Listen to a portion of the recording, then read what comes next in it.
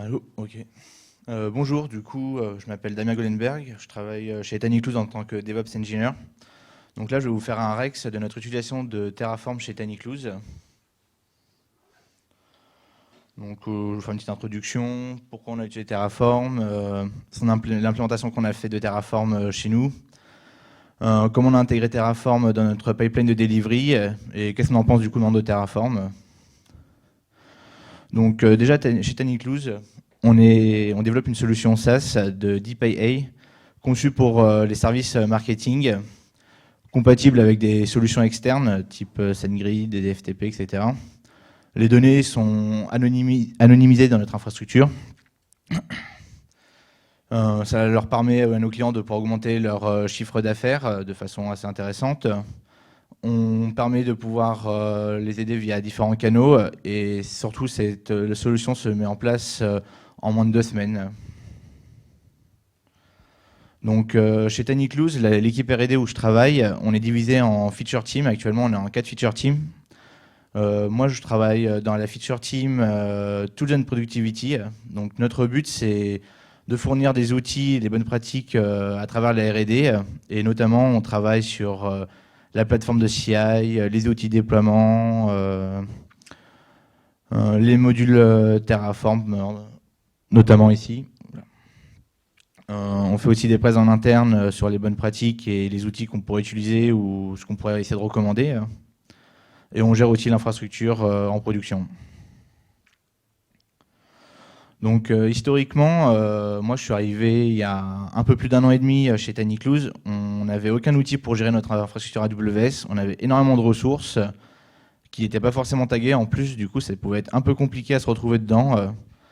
Donc ça a été un des premiers facteurs qui nous a poussé à chercher un outil. Du coup, historiquement, on utilisait Salt. On a un peu regardé Salt, mais on n'était pas vraiment satisfait de la façon de la gestion de l'infrastructure. Aussi une autre raison donc oui, du coup, en fait, suite à ça, on a fait quelques POC et on a décidé d'utiliser Terraform. Donc, des raisons pourquoi on a utilisé Terraform, c'est parce que ça va nous permettre de versionner notre code et différentes parties de Terraform dans Git. Ça va nous permettre aussi de façon assez simple, partager l'ensemble du code Terraform pour que les feature teams puissent l'utiliser, parce que dans la philosophie de la R&D TinyCloud, chaque feature team va développer son produit et le déployer tout seul. Également avec Terraform, un des points qui nous intéresse énormément, c'est l'ISO-production. Donc très rapidement, via des modules ou différents principes de Terraform, on va pouvoir reproduire notre infrastructure très simplement. Aussi un point fort de Terraform, c'est qu'on va pouvoir très rapidement développer des morceaux d'infrastructure de façon assez simple. Le seul problème au début, c'est quand même il y a une pente d'apprentissage pour apprendre le HashiCorp Language et s'adapter parce que, je vous présenterai par la suite les différents points du HashiCorp Language. Un des points très intéressants de Terraform, c'est toute la partie des graphes. Donc, ils utilisent la propriété mathématique des graphes dirigés et acycliques. C'est-à-dire, on ne peut pas avoir de boucle. Le graphe suit vraiment un sens précis, ce qui va nous permettre de vraiment pouvoir orchestrer toute cette partie du déploiement. Donc, on dit d'abord, on veut déployer par exemple une instance. Après, on veut aussi qu'on parle de ça déploie un ELB. Puis, l'attachement va se faire juste après. Enfin, ça va nous permettre de faire une bonne orchestration. Et également, via ce système de graphes, on va pouvoir injecter des variables selon les ressources qu'on va créer. Et quand on va faire une modification au niveau de l'infrastructure, on va vraiment avoir une modification qu'au niveau de la ressource. Et après, il va y avoir un peu le principe qu'on peut retrouver dans les graphes, c'est-à-dire de teinture qui va découler sur ces nœuds qui dépendent. Donc, lorsqu'on a commencé à utiliser Terraform, une des premières implémentations, ça a été dans notre feature team où on s'occupe de la software factory. Donc, ça nous a permis de pouvoir la gérer de façon réellement industrielle, de pouvoir tout lier, de simplifier les maintenances qu'on va faire dessus. Après, quand on a commencé à l'utiliser et qu'on a validé réellement son utilisation, cet outil, on a dit que ça va être l'outil qu'on a utilisé à travers la R&D. Et du coup, il y a une deuxième team qui a commencé à l'utiliser. Donc, ça s'est très mal passé au début, c'est-à-dire, au début, on a écrit notre code Terraform, on l'a mis dans Git et on était content. Donc après, on leur a dit, allez-y, c'est ici pour écrire votre code Terraform. Et Au moment où ils ont commencé à écrire leur code Terraform, bah, au début c'est passé, puis moi j'ai eu besoin de faire un développement et premier problème, bah, je vois que mon TF state, bah, il y a d'autres choses qui ont été écrites et ils sont pas dans mon code et ça va les supprimer. Donc là on commence à se dire bon comment on va faire, ça a posé beaucoup de problèmes. J'ai écrasé des ressources des autres équipes, ils ont écrasé mes ressources et au bout de quelques jours on a vu que ça allait finir au drame si on trouvait pas une solution. Donc, au niveau de l'implémentation, on a fait pas mal de recherches, on a fait pas mal de POC, mais au final, quelque chose qui n'est pas dans la doc Terraform, mais c'est vraiment dommage, c'est cette notion de scale, de stack. Donc, une stack, c'est quoi en fait? C'est un peu comme on voyait précédemment, c'est ce qu'ils appellent une topologie. Et on va commencer à découper l'ensemble de notre code Terraform en plusieurs stacks. Et là, on se dit, mais du coup, je vais vous montrer avant à quoi ça sert une stack. Donc, une stack, c'est ça. Donc, on a en fait des dossiers. On a un dossier qui s'appelle stacks, puis un dossier production. Et après, on va avoir, par exemple, une stack qui s'appelle action, Calypso, etc.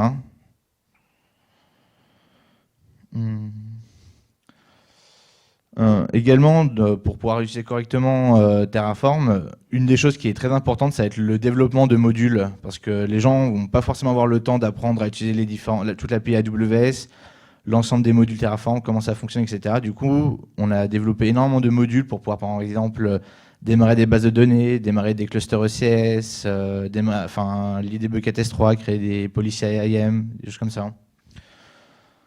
Et notamment, après, on a même poussé un peu plus loin ce principe de module où on appelle ça en interne des métamodules. Donc, par exemple, on a un métamodule qui s'appelle région qui nous sert à booter de A à Z une région au sens Taniclous, c'est-à-dire toutes les machines nécessaires et services nécessaires pour pouvoir avoir un environnement ISO. Donc, par exemple, quand on avait booté notre environnement staging, c'était très simple de pouvoir faire un environnement de prod identique.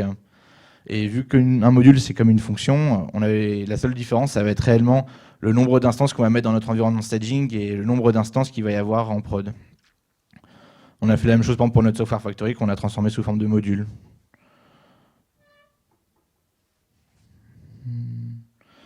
Donc là, par exemple, c'est un exemple. Ici, on a un exemple de module. Donc là, on a notre module consul avec des fichiers qui sont par nom de service. Donc par exemple, 53.tf, c'est pour route 53. On a EC2, on a IAM, on a les security groups. Et en fait, on a énormément de modules comme ça.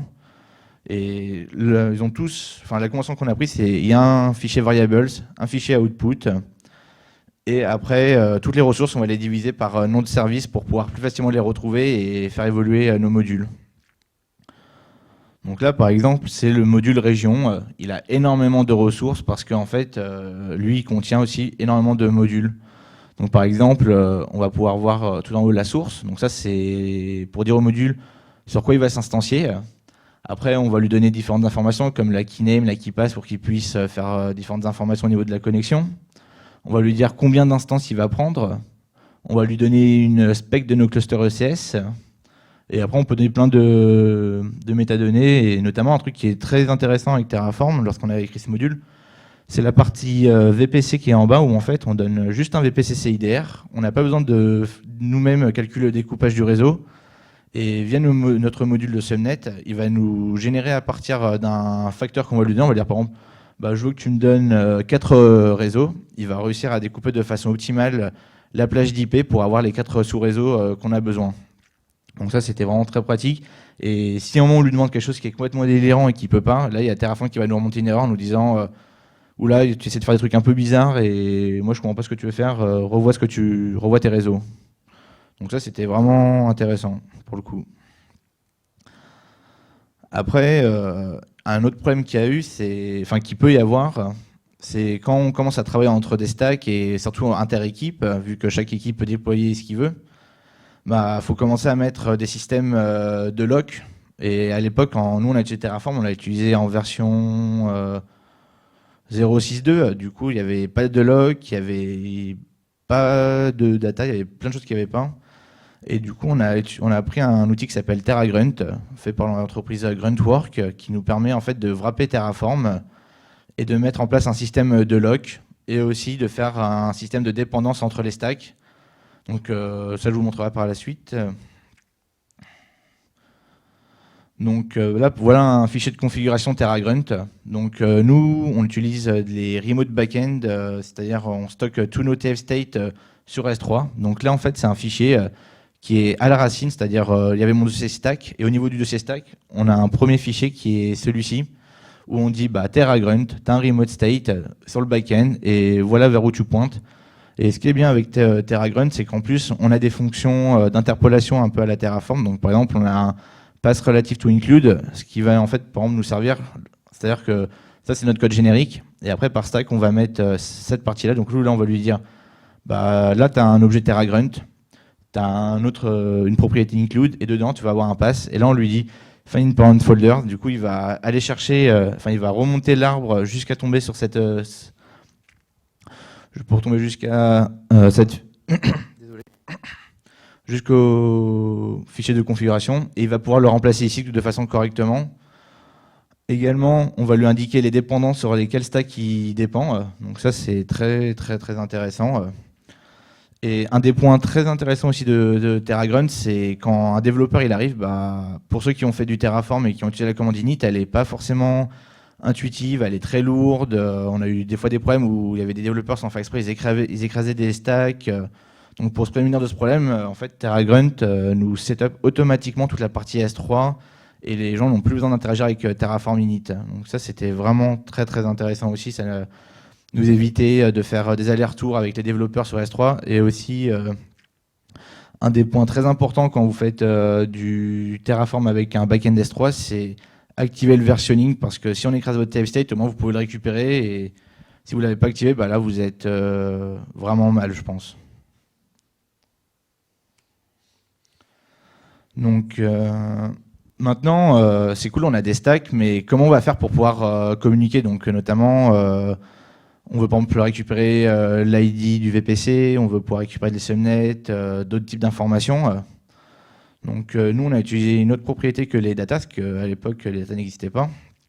C'est les outputs. En fait, les outputs en Terraform ne servent pas juste à faire un print à la fin de l'apply, ça sert aussi de return. Donc ça, c'est pas non plus dit dans la doc, à moins qu'ils l'ont mis à jour, mais ça, on commence à se dire, mais comment on fait pour pouvoir communiquer entre les stacks, même quand on utilise un module, comment récupérer les informations d'un module? Et en fait, l'output va nous permettre de le ressortir. Et par exemple, là, on peut voir que ces outputs, c'est en fait les outputs de ma stack route de production. Et en fait, ici, j'ai un truc, j'ai dit, bah, ta value, c'est le module EUS 1 prod, et tu vas me chercher la variable consul data center. Donc ça nous permet de dire, bah maintenant, au niveau des TF state, c'est exposé. Et après, là, je ne l'ai pas sous la main, après je pourrais vous le montrer si on a du temps. Il y a des objets data. Donc ça, au début, ils ne s'appelaient pas data, mais ils ont été deprecated, les anciens, je ne me souviens plus comment ils s'appelaient exactement. Mais ces objets data, c'est en fait, on va dire, je veux des data Terraform Remote State. Et en fait, on va directement les chercher sur S3 et ils vont nous les récupérer. Et on va pouvoir récupérer toutes ces variables sans qu'on ait besoin de dire bah, je veux un data et mettre des filters. On sait exactement ce qu'on veut. Et par exemple, la stack route, c'est mon équipe où on est vraiment en charge de cette stack. Et on est les seuls à développer dessus. Du coup, quand on va faire des changements vraiment importants, on va mettre en place du parallel run, communiquer pour faire la phase de transition. Et quand les équipes ont fini de faire leur migration, on va pouvoir enlever le legacy, entre guillemets. Du coup, là c'est bien, maintenant on a pas mal d'outils pour commencer à utiliser un peu Terraform de façon sécure, mais les gens ne savent pas forcément utiliser Terraform, ils n'ont pas forcément envie d'investir énormément de temps, surtout ceux qui ne vont pas développer de modules, même si ça arrive que des feature teams développent des modules. Du coup, pour ça, on a wrappé Terraform dans un makefile, et les gens ils n'ont plus qu'à faire make plan, env égale production, stack égale route, ou selon ce qu'ils veulent faire, et du coup ça va faire un plan sur leur machine. Apply, la même chose. Et après, s'ils ont besoin de faire des commandes un peu plus avancées, on va pouvoir faire un make shell et accéder à un shell, un shell bash avec Terraform.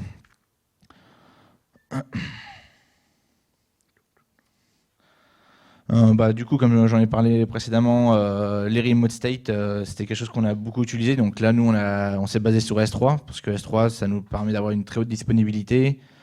Et ça, on n'a pas besoin de le stocker, donc on peut aussi le stocker dans Consul, par exemple, le TF state, mais ça veut dire qu'il faut assurer la haute disponibilité de Consul. Et là, c'est un risque qu'on ne voulait pas prendre. Du coup, on s'en a reposé sur la haute dispo d'AWS. Après, nous, ce qu'on avait eu comme problématique, c'est au début, on a eu énormément de modules qu'on a développés sans mettre de documentation et on ne savait pas trop comment faire. On s'est dit, ouais, mais ça va être fastidieux à la main, puis quand on va l'écrire, au final, si nos feature team passent, ils n'auront pas forcément envie de mettre à jour la doc. Donc on a un peu cherché d'essayer de l'industrialiser et on a trouvé un outil vraiment sympa. Ça s'appelle TerraDoc, donc Terraform-doc. Et quand on fait Terraform-doc, en fait, à partir des inputs, non, pas des inputs, des variables. En fait, dans les variables, il y a une propriété qui s'appelle description. Et sur les outputs, en fait, on met un commentaire, c'est-à-dire avec Terraform, c'est un double slash suivi d'une string. Et bien, Terraform Doc, en fait, lui, va nous permettre d'extraire toutes ces informations et de les formater à différents formats comme du JSON, du Markdown. Et notamment ici, je suis dans mon module ECS Cluster. Et là, je lui dis, fais-moi un Terraform Doc MD. Donc là, il me dit, OK, je t'ai tout extrait. Donc là, il va me donner le nom, la description, dire s'il y a une variable par défaut, si elle est required ou pas, et les outputs également. Donc c'est bien pratique quand quelqu'un ne connaît pas le module que vous avez développé et c'est assez simple à mettre à jour. Du coup, on a à la racine de notre dossier infrastructure tout un lien vers des docs qu'on met régulièrement à jour. Et voilà. Et après, si vous arrivez à vous en sortir, parce que il y a aussi la possibilité de générer aussi un exemple en plus de l'utilisation de votre module. Qu'on n'a pas malheureusement sur le screenshot, désolé. Et après, il y a aussi une des dernières étapes des problématiques qu'on a, c'est en fait quand on a un utilisateur, on lui dit installe Terraform à la version 0.6.1 déjà, comment il va l'installer? On ne sait pas comment il va l'installer, ça devient assez compliqué. Quand on lui dit ouais, maintenant on passe à la nouvelle version de Terraform, on ne sait pas s'il va correctement l'upgrade, s'il l'upgrade pas correctement, on peut avoir des effets de bord. En plus, si l'équipe commence à grandir, ça devient compliqué. Si la personne n'est pas dans les bureaux ou ne lit pas ses mails, on peut louper une communication. Donc ce qu'on fait dans notre équipe, vu qu'on est en charge du tooling, on a développé une image d'infrastructure qui contient Terraform et TerraDoc, TerraGrunt. Il y a aussi par exemple Ansible qu'on utilise pour le provisioning et qui contient d'autres outils pour tout ce qui va servir vraiment à de l'infra pure. Et à partir de ça, en fait, on a wrappé cette image-là dans un Docker Compose. Donc le Docker Compose va monter par exemple les credentials AWS, les clés SSH nécessaires, les variables d'environnement, tout le minimum requis pour pouvoir déployer de l'infrastructure. Et après, tout ça, on appelle via le makefile nos instructions sur Docker Compose et ça permet de pouvoir l'utiliser de façon assez simple et industrialisée. Et quand par exemple on fait une montée de version de Terraform, nous de notre côté on va tester qu'il n'y a pas de régression sur les stacks, qu'il n'y a pas d'effet de bord, etc. Et après, lorsqu'on est content, on génère une version officielle de notre image d'infrastructure qu'on met à jour sur la branche master. Les gens se mettent à jour avec master et automatiquement ça va pull la dernière image d'infrastructure. Donc maintenant, comment on a intégré Terraform dans notre pipeline de delivery? Donc on a utilisé un outil externe, qu'on utilisait déjà, qui s'appelle Stackstorm, qui est basé sur le principe d'event automation. Donc en fait, lui, il peut avoir des sensors, des webhooks, plein de choses qui vont permettre de pouvoir capter des events ou recevoir des events. Donc nous, on a utilisé deux principes, c'est-à-dire on a développé des workflows, on a utilisé des actions, etc. Et en fait, on peut interagir sur notre workflow de déploiement via un webhook. Donc par exemple, si on a envie de connecter notre CI et qu'elle dit hey, « Salut, j'ai généré une nouvelle version de master, voilà ». Et du coup, il l'envoie et ça va pouvoir la mettre en prod si on a envie. Ou sinon, là, c'est le petit robot qui est en bas à gauche, oui, à droite, qui en fait, on fait du ChatOps. Donc le ChatOps, c'est quoi? On a un Slack et en fait, on a une API derrière qui est connectée et qui va lire les instructions. Et on a un petit robot qui s'appelle Stanley qui va recevoir différentes instructions et lui, on va lui apprendre des instructions, à réagir, comment faire, dire si c'est OK, si c'est pas OK.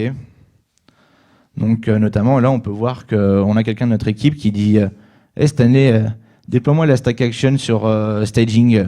Et là, il dit OK. Il lui envoie un petit lien pour savoir où aller poursuivre le workflow. En parallèle, nous, on développe le workflow va quand même lui envoyer des notifications. Donc là, par exemple, il va lui dire qu'il est en train de préparer l'environnement, le workflow de déploiement. Là, on voit il va dire qu'il est en train de déployer des stacks. Et là, pas de chance, il y a eu un epic fail. La stack, elle n'a pas réussi à fonctionner. Du coup, l'utilisateur peut cliquer et aller voir ce qui se passe. Après, il essaie de déployer. Il peut voir que là, le déploiement s'est bien passé, par exemple. Donc voilà, ça c'est une façon de pouvoir aussi interfacer Terraform de façon assez simple et que n'importe qui puisse le déployer. C'est-à-dire que là, on n'a même plus besoin de donner à l'utilisateur des credentials AWS plus avancés. On doit décharger ça sur la machine qu'on met à disposition de l'utilisateur via une API.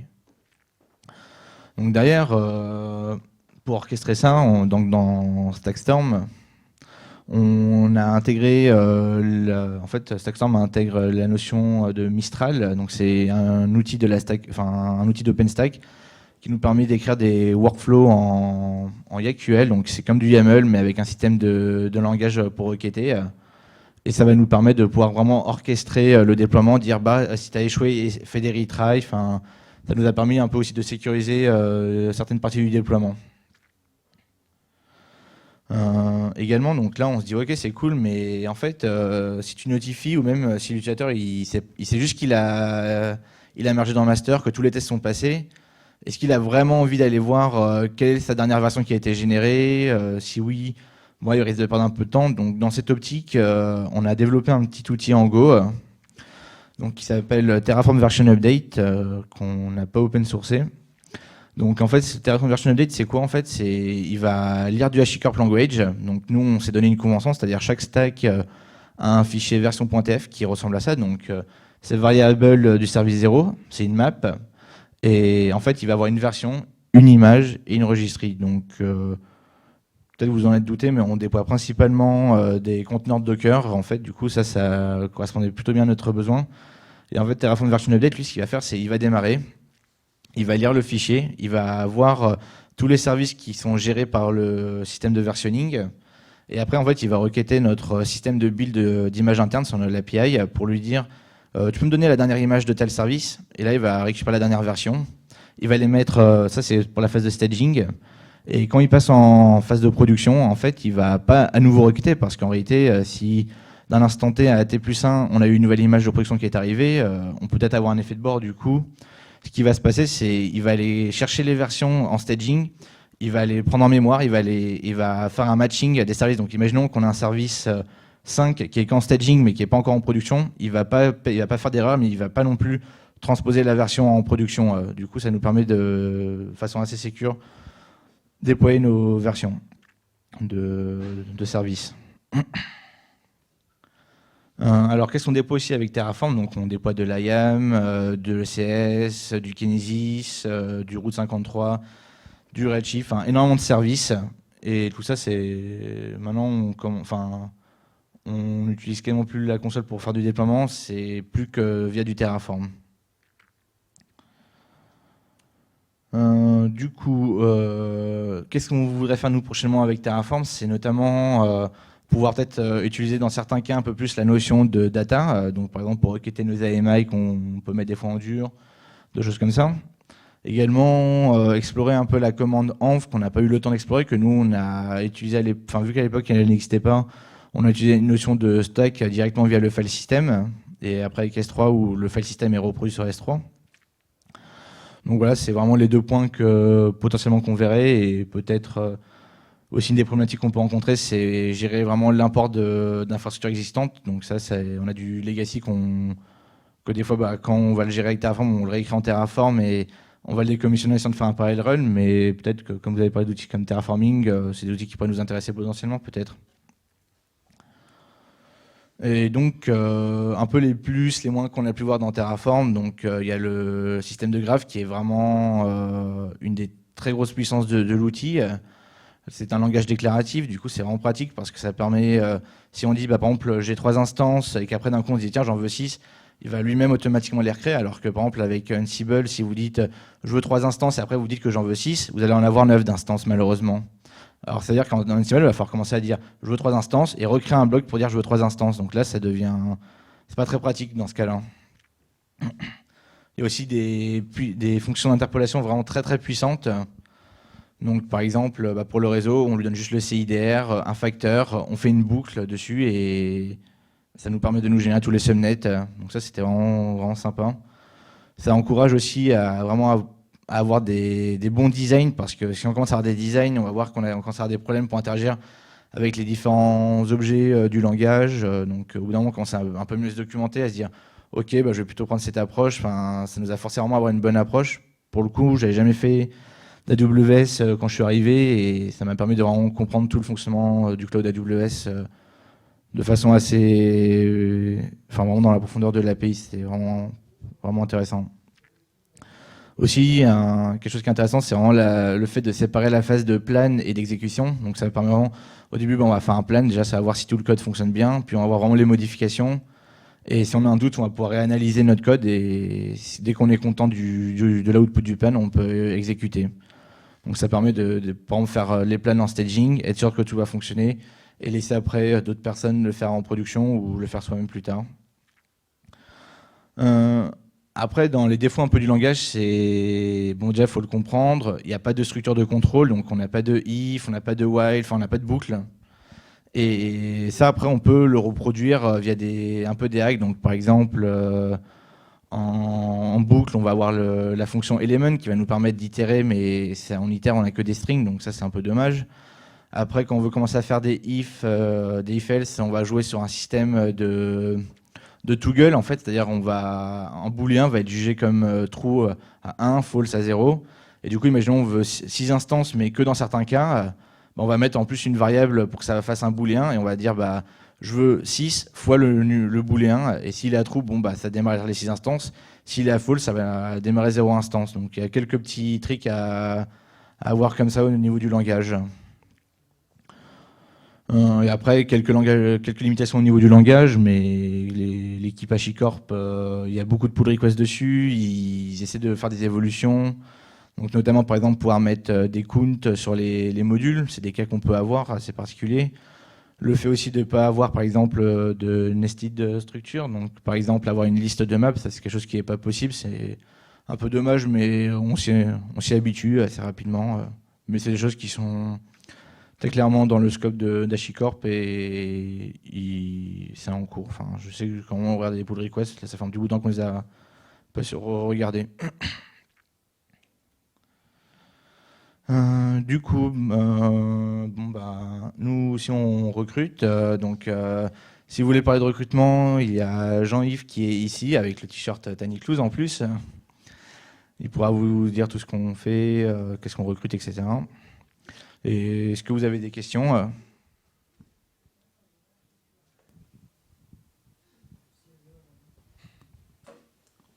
Tu parlais de ton legacy en début de présentation. Tu as mis combien de temps à le migrer? Enfin, tu étais tout seul à le migrer sur Terraform, ou comment ça s'est passé?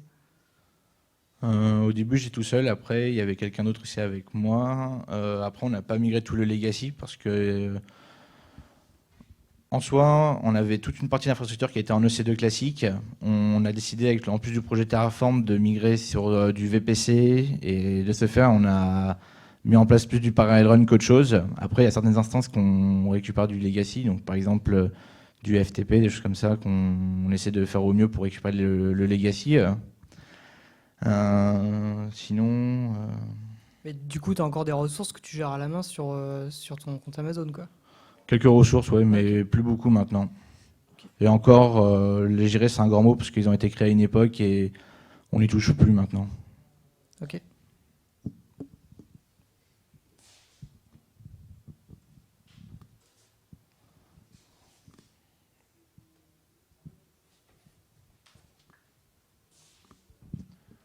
En termes de suivi de la prod, est-ce que vous avez mis en place des systèmes qui font que si un nœud tombe dans un cluster, il va être remonté automatiquement ? Ça, au niveau Terraform, on a ça pour nos clusters ECS. Donc, en fait, on utilise la propriété d'Autoscaling Group d'Amazon, mais sinon, après, Terraform n'est pas fait pour détecter la failure d'une machine ou pas. Donc, ça, c'est vraiment de ta responsabilité, soit de mettre un autoscaling group, soit de mettre un système de monitoring qui va après rebooter une nouvelle machine. Enfin, voilà. Et là, j'y pensais parce que tu parlais de l'outil qui fait la gestion des ventes, la Stackstorm. Hein. Stackstorm, ouais. Je m'étais dit peut-être que vous déclenchiez des events sur des pertes de services, par exemple, mais c'est pas le cas. Là, c'est pas le cas. Après, ça, c'est plus une track de monitoring où ton outil de monitoring doit détecter ça et envoyer un event. Et dans ce cas-là, Stackstorm absorbe l'event et fait un workflow selon l'event qu'il reçoit.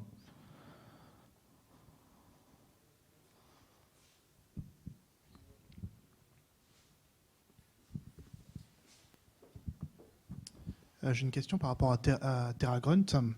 Est-ce que vous prévoyez de sortir de TerraGrunt par rapport à l'implémentation de certaines fonctionnalités directement dans Terraform? Non, pour l'instant, on ne va pas sortir TerraGrunt. Parce qu'en fait, ce que je voulais dire aussi sur TerraGrunt, c'est depuis que Terraform fournit la fonctionnalité native de lock, TerraGrunt ne la fournit plus. Et en plus, ils sont vraiment sympas. Ils nous ont fourni un petit guide. Enfin, sur leur GitHub, il y a un guide pour faire la migration entre la vieille version de Terraform et de TerraGrunt vers la nouvelle avec les systèmes de lock. Et ils rajoutent toujours des fonctionnalités en plus par rapport à Terraform qui nous sont utiles. Merci.